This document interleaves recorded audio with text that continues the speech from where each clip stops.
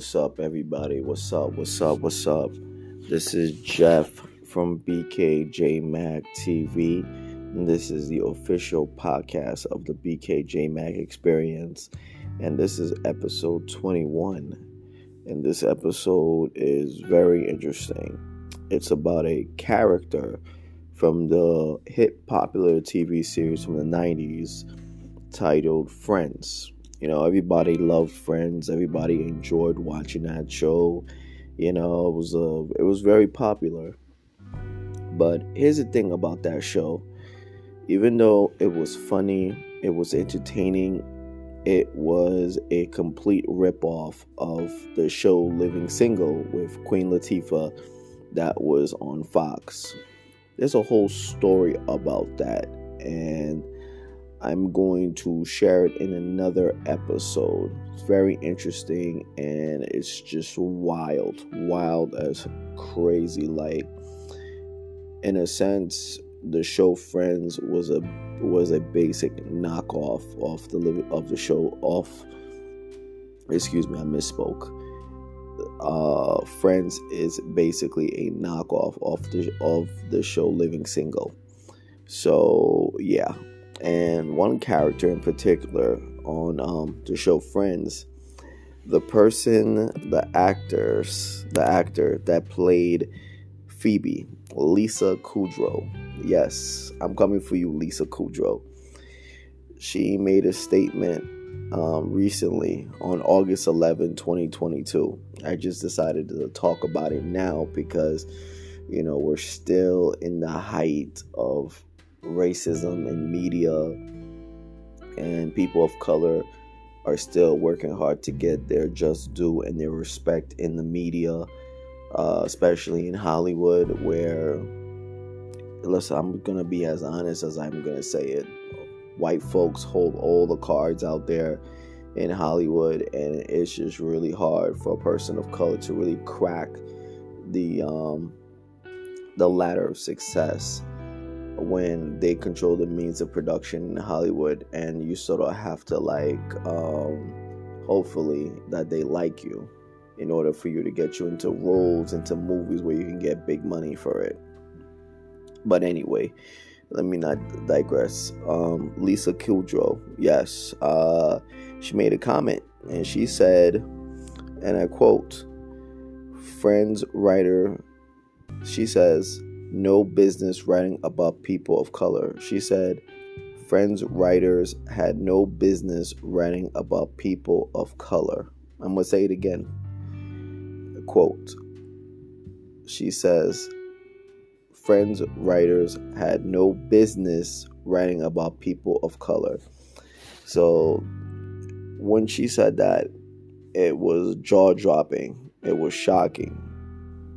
Because if you look at the entire show, it wasn't until the last seasons of that series that we saw a person of color, and that was Aisha Tyler, I believe.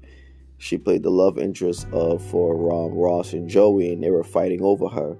It was refreshing, I'm not gonna lie to you, to see a person of color, that represented me, that was on the show. And the fact that, they wrote her as a smart, intelligent black woman, very secure in herself and whatnot, and they decided that was the only time we really saw a person of color, and we had two white guys fighting over her affections. The fact that the show didn't really write about black characters entering that show's universe was just like, wow. And now we know that Lisa Kudrow basically supported that notion that they had no right whatsoever, or no business whatsoever, about writing people of color on that show, on that universe. So I'm going to go back and read you an article. It's by Abby Jones, and she states in the article, the post, Lisa Kudrow says Friends writers had no business writing about people of color. She writes, you don't need to be a Friends expert to notice that the long-running sitcom is extremely white. So much so that co-creator Martha Kaufman donated millions to her alma mater towards African American Studies Department. She basically, Martha, who one of the creators who felt guilty, donated millions and millions of dollars to African American Studies at her university because she felt bad that she didn't include black people in this white universe, even though it was a ripoff of a living single. They didn't bother to include black characters on the show, which was just crazy. She states, money can't change the past, but in a new interview with the Daily Beast, she says she was willing to do what it takes to fix the issue, to try to amend for the past. However, Lisa Kudrow said the show's writers had no business writing about being a person of color on the show. I don't know what that meant, but I took it as a jab of her prejudice and her bigotry coming out. Friends was a show created by two people who went to Brandeis and wrote about their lives after college. The real life Phoebe Buffay said, and for shows, especially when it's going to be a comedy that's character driven, you write what you know. They have no business writing stories about the experiences of being a person of color.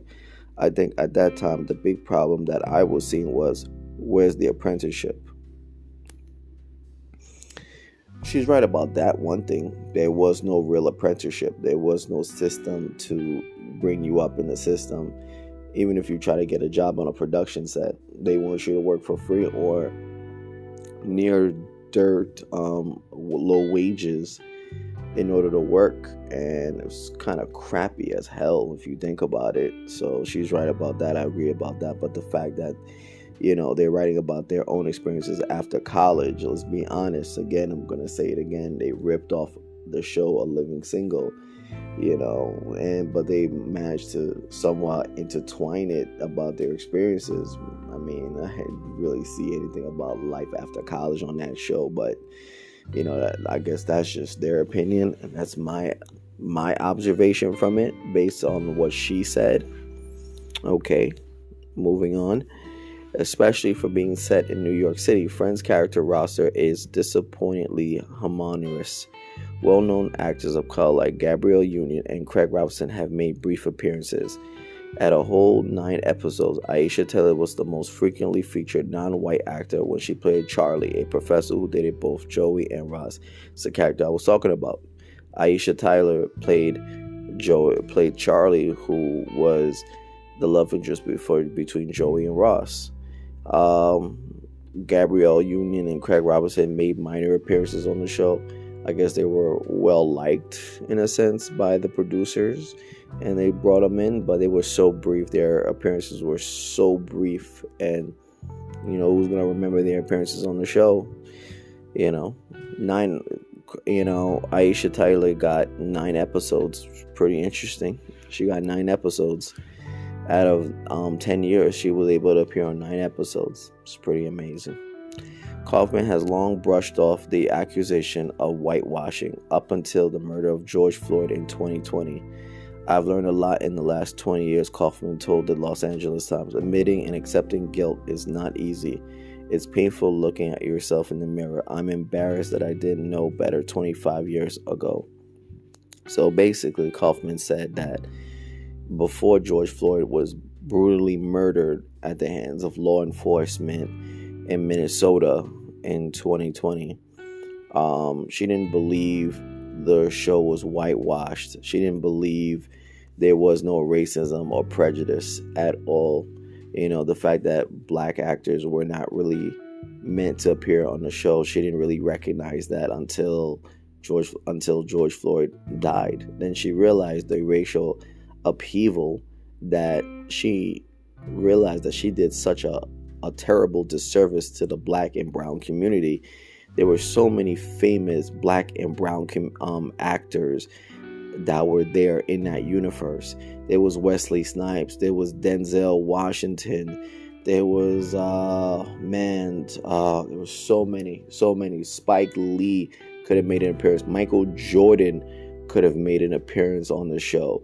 They had so many black actors and sports athletes, teachers, scholars that could have made appearances on the show, and Kaufman decided not to write them, not to put them on the show, which to me was very, I'm just going to go and say it, was very racist, very discriminatory, and very prejudiced.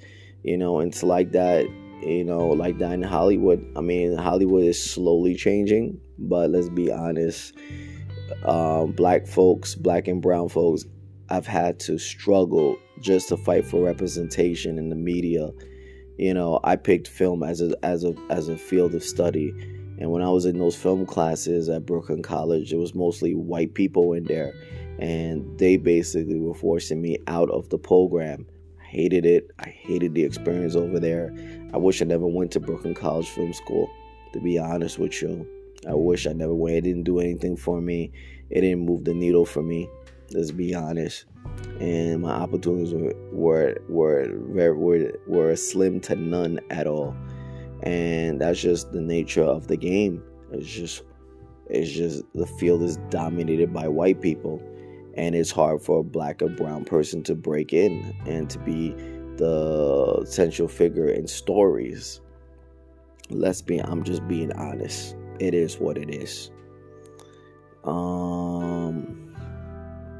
Basically, Kudrow does have a point about the lack of apprenticeship. How did Rachel become an assistant buyer at Bloomingdale's so quickly? And she's right that white people should, in general, steer clear of writing about experiences people of color.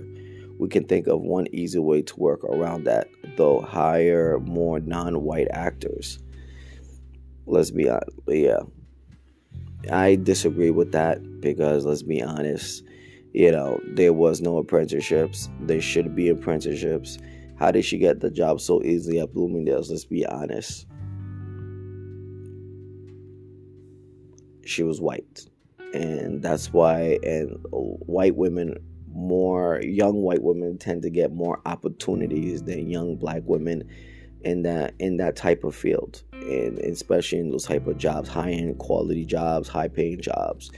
They tend to get those jobs, and things are changing. Balances are being shifted. There's a sort of a more competitive balance now, but it's still grossly